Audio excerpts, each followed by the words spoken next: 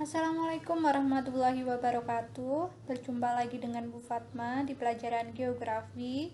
Ibu harap kalian semuanya sehat dan semangat mengikuti pelajaran. Kita masih sama di bab 1, yaitu mengenai pengetahuan dasar geografi. Untuk pertemuan kali ini kita akan membahas mengenai konsep dasar geografi. Jadi tujuan pembelajaran kita hari ini agar kalian memahami konsep dasar geografi dan kalian bisa menerapkan konsep dasar geografi dalam kehidupan sehari-hari. Sebelum ke konsep geografi, kita flashback materi minggu lalu.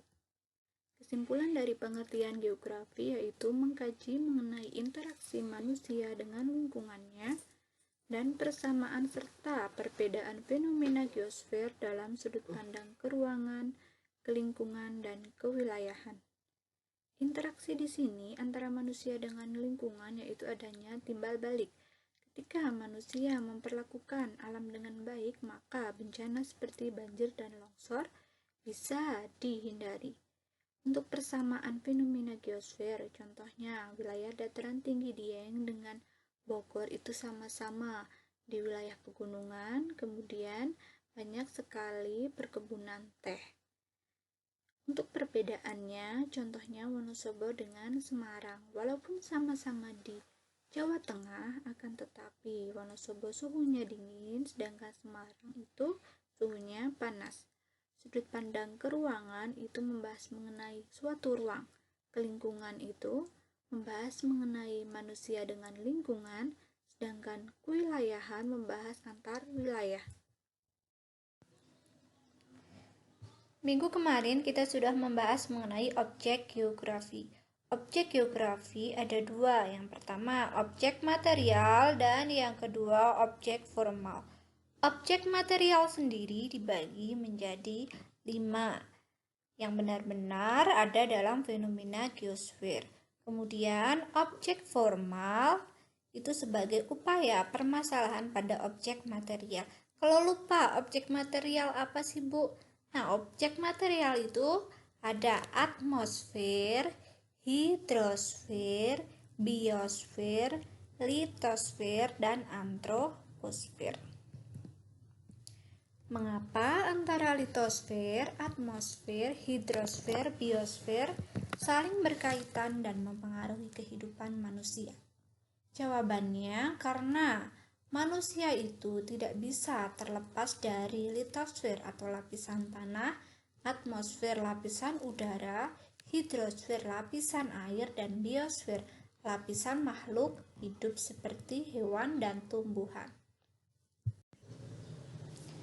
Berikut Ibu sajikan contoh penerapan objek geografi pada suatu fenomena. Jadi besok kalau misalnya ada latihan soal atau kuis untuk penerapan dari objek material geografi, kalian menjawabnya seperti ini.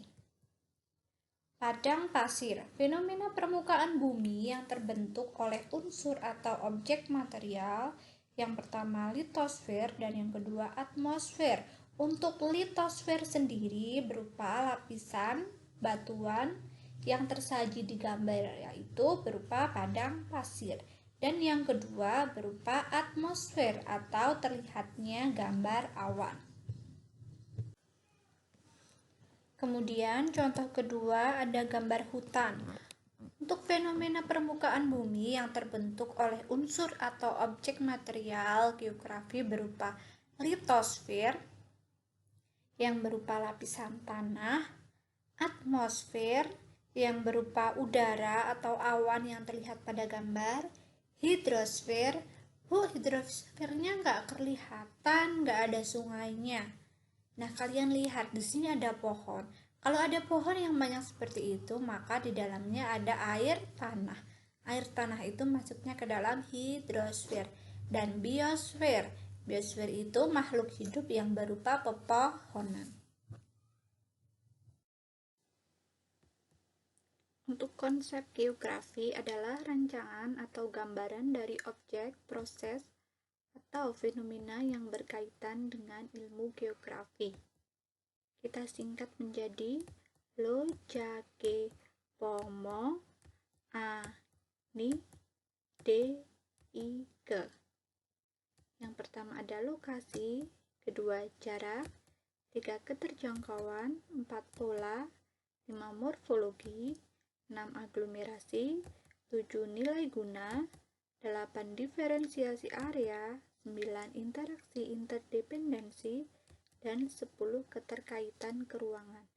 Jadi untuk mempermudah menghafalkannya, silahkan kalian menggunakan singkatan tersebut. Kemudian untuk penjelasan dari konsep, nanti kata kuncinya sudah Ibu kasih warna merah.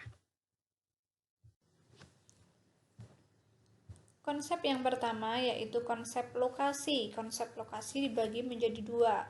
Yang pertama ada lokasi absolut dan yang kedua lokasi relatif. Yang dimaksud dengan lokasi absolut adalah letak atau tempat yang dilihat dari garis lintang dan garis bujur. Garis lintang adalah garis yang membagi bumi menjadi dua. Letaknya itu horizontal.